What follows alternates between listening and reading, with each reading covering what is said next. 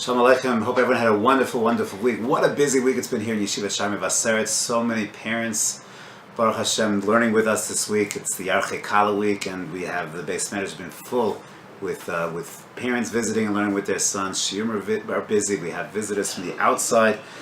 Very, very overwhelming, thank God. Parshas Yitro. I wanted to share three very, very short ideas. Number one is the first words of the Pesukim. Vayishma Yitro Kohen Midyan Chosem Moshe as Kol Asher Asa Elokim LeMoshe Yisrael Amoki Hotzi Hashem Es Yisrael Mitzrayim. So Vayishma Yitro.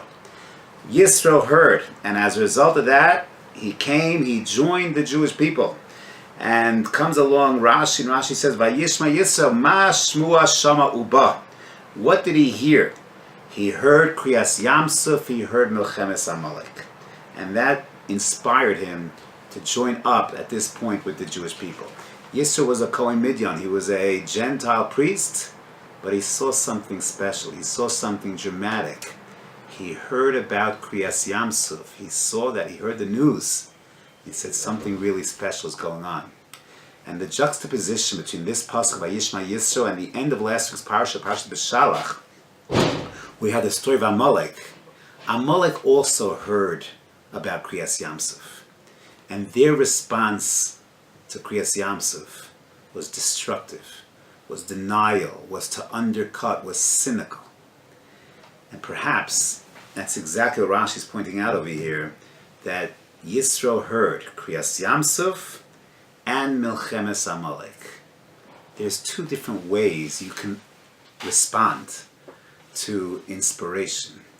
One is you can say cynically, that's not for me, undercut, I don't want any part of that, I actually want to undermine it because it makes me feel guilty, because it makes me feel uncomfortable, whatever the case is. That was Amalek's response. Yisro has a fundamentally different response. He hears news about something profound, something special, something moving. Vayishma Yisro, he heard, Ma Shmua Shama Uba. He takes steps, he makes moves. That's a very, very fundamental lesson. Yisro was not the father-in-law of Moshe Rabbeinu for nothing. He was a religious personality, but he saw emes and he responded. He saw inspiration and he took the next step. So that's a very important message from the very first Pesukim of the Parsha, is to understand that we sometimes see these dramatic inspirational events. The fact that we are living in Eretz Yisrael, we have our country, we're building our country, the drama, because of the parents that are here this week, I sometimes reflect with parents on life, how life was like in Israel 25, 30 years ago, when we were our Shana Aleph, Shana Bet, and Yeshiva. So much has changed. So much miracles have been happening, and what do we do about it? What's our response? That was one of the very, very impressive things of that Yisro. Another small point, but important. Kabbalas Torah in this week's Parsha, we read about the Jewish people getting the Torah. No coincidence that the Torah is given to Klal Yisrael in a Midbar. We've left Mitzrayim. We've crossed the Yam Suf. Now we're in this desert. And in a desert, deserts are very unique. There are no buildings in the desert. There is no stadiums in a desert. There's no business in a desert. Deserts are very, very desolate. They're very, very quiet. You can hardly hear anything. There's no service in a desert. No internet, no distractions. The perfect place to hear Dvar Hashem. And it's no coincidence that Hashem gives the Torah to the Jewish people in a Midbar, because there's no static in a Midbar. You can get rid of all the clutter and hear crystal clear, the pristine and pure words of the Ribono Shel Olam.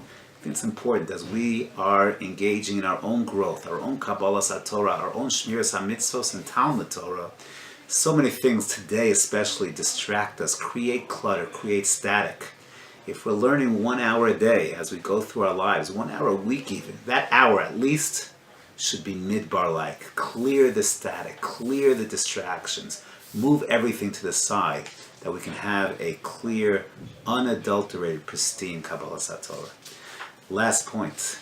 In Mevaseret Dibros, we read the paradigm of all mitzvahs Hashem are in these Dibros. In the first half are Ben Adam LaMakom, the second half Ben Adam LaChavero.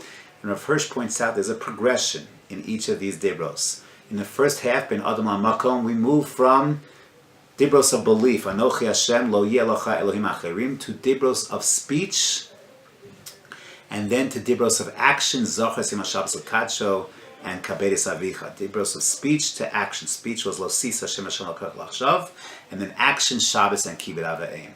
When it comes to the dibros bein Adam LaMakom, thoughts, speech, action. Bein Adam L'Chavero, we start with Lo Tirtzach, Lo Sinaf, Lo Tigno, or Lo Tigzol. Bein Adam L'Chavero, we legislate action, then speech. Lo Sana Recha Eit Sheker, then Lo Sachmo Beis Reyecha Eishes Reyecha, do not covet. We start with action. We move to speech, and then we move to thoughts, feelings, emotions. Interesting. Our Torah is a very, very ambitious Torah. When it comes to Ben Adam Lamakom, the mitzvahs between us and God, other religions, all they care about is belief, faith.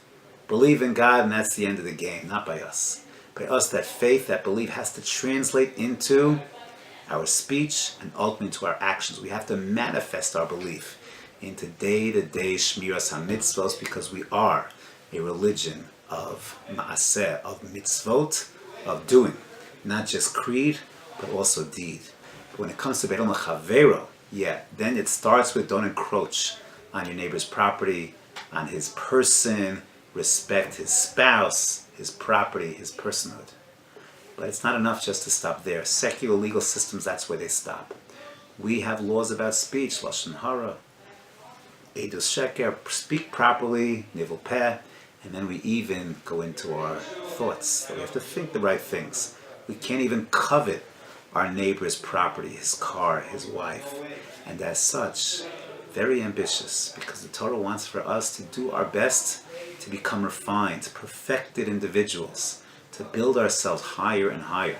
And as we receive the Torah and we try to mimic in our own lives, that we feel inspired by Yishma Yisro, we get rid of the clutter, that we can go ahead and hear Torah Hashem clearly, and then ambitiously seek to achieve all of the goals that the Torah has for us. Good Shabbos.